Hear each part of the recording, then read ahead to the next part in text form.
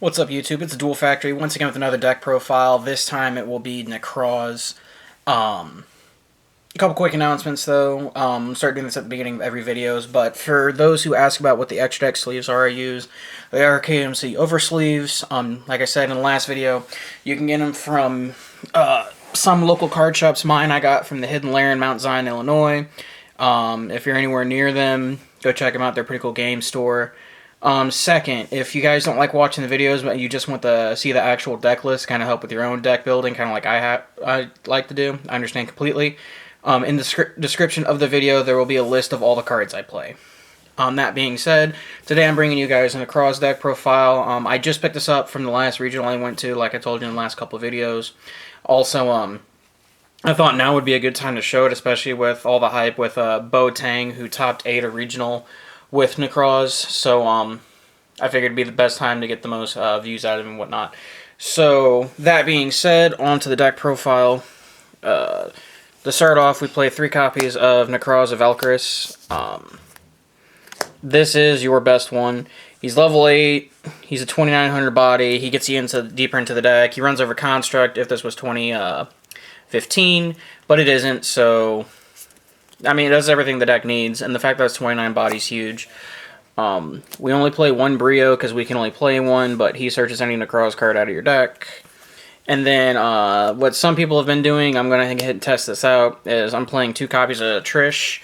I feel like with the extra space you have in the room with Unicore and Brio being to 1, I feel like it's important to play 2 Trish now, especially since its discard effect is really good too. That being said, this is all theory. And then the 1 copy Unicore, because I'm also only allowed to play 1. And then for the last Ritual Monster, we play 3 copies of Nekroz Of Clausolas. I feel like it's necessary to play 3 now, just because I play 3 Kaleidoscope, and this one works the best with Kaleidoscope. Also, having access to your ritual spells is really, really important now, since you have no Shred or anything like that, so you can't just Shred for Brio and Brio for Clausolas to get it, so you kind of have to play the deck a little bit differently.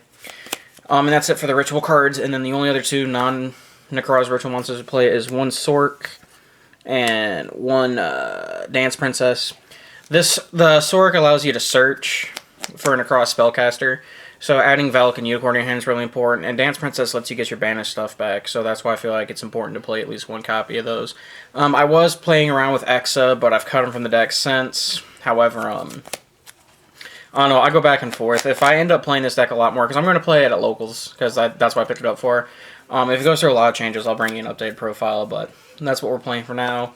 And then on to the standard, we play 6 Jews, so 3 Manju, 3 Senju. They're more or less Stratos of the deck, so I feel like you got to max out on these cards.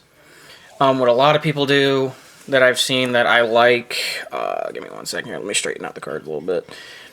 But what I see a lot of people do is they'll play 1 Deep Sea Diva, and then they'll play 2 copies of Vision. I have some people play 1 Vision and 1 Shadow or 2 Shadow, but I like this ratio. The reason I like this is because Vision is kind of like a pseudo Shrit, where it counts as the entire ritual cost for a water monster.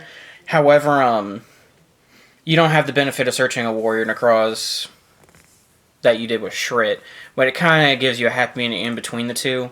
Also, with Diva, you can bring this out and make a Herald of the Arclight, so if you play Instant Fusion, you can bring back Herald and get more searches off Herald. Or, it's a good play to do if you open Diva Nekroz, any Nekroz ritual spell, preferably Cycle or Mirror, and you open it with Valk, because it gives you a way to trigger your Valk. So, it's a theory, we keep going through that, and I want to test Salvage in the deck because I'm playing these cards, because it also adds back Clausolas, but I don't know, like I said, it's a lot of testing needs to be done. 1 Trick Con, because I do play Brilliant Fusion. And then we also play 3 copies of Maxx. Ritual decks are inherently a go second deck, just because you're a combo-centric deck to begin with. So I feel like any deck that has a going second mentality should main deck some sort of hand trap as defense, like Maxx or Valor. Because if your opponent goes first and then they make a board you can't deal with, you'd rather have the extra cards that deal with the board your opponent made versus just the 6 starting that you get. Plus, it also stops them from making the big board if they decide not to push for the Maxx challenge.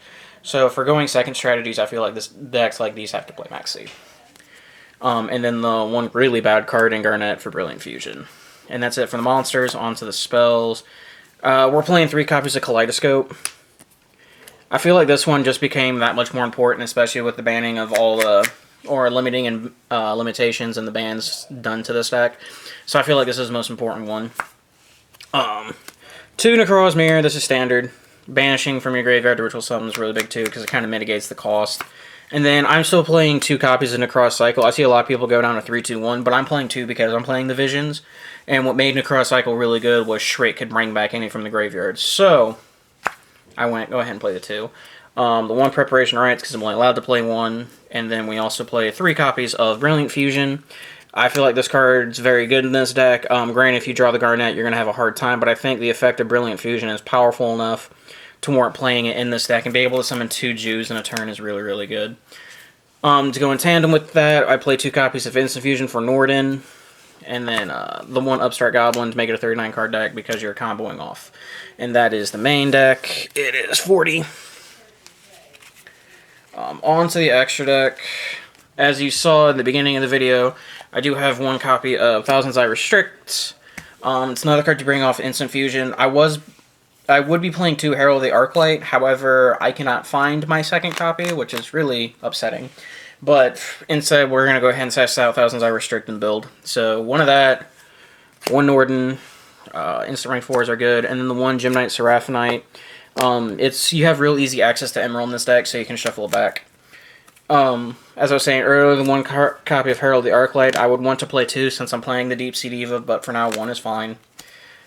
Star Eater and Shooting Quasar for the 2 high-level monsters you want to send off of Kaleidoscope, and you have the ability to put them back, so I feel like you only need 1 of each copy. And then on to the XYZs. We play 2 copies of Dweller because I feel like it's the most important at rank 4 XYZ this format. 1 Castel because he's a good generic rank 4 out. 1 Emerald because you like shuffling your stuff back. Diamond Dire Wolf because it baits out any Solemn Strikes or Solemn Warnings. Then you have your Utopia package. I played Utopia 39, Utopia Prime, and Utopia the Lightning. And then I do play 1 rank 8, that being Hope Harbinger, Dragon Titanic Galaxy. In terms of playing rank 8, I didn't think at first it was important to play rank 8s in Nekroz, just because like you'd rather just keep like the Valks and stuff on board, but number 38's effect is actually good enough to, I believe you should warrant the use of playing 38. I could be wrong on that, but I went ahead and threw it in there. So we'll see how that goes. Plus, he's a big 3K body. And we only have 1 Unicore, so it's not like all your XYZs are going to be negated all the time. But, like I said, more testing will be needed to see how that works. And that was my Nekroz deck profile for May 2016. Always remember to like, comment, subscribe, guys. Remember, if you don't want to watch the video, but if you already watched this far, then it doesn't make any sense. It's always in the description below now. So, later.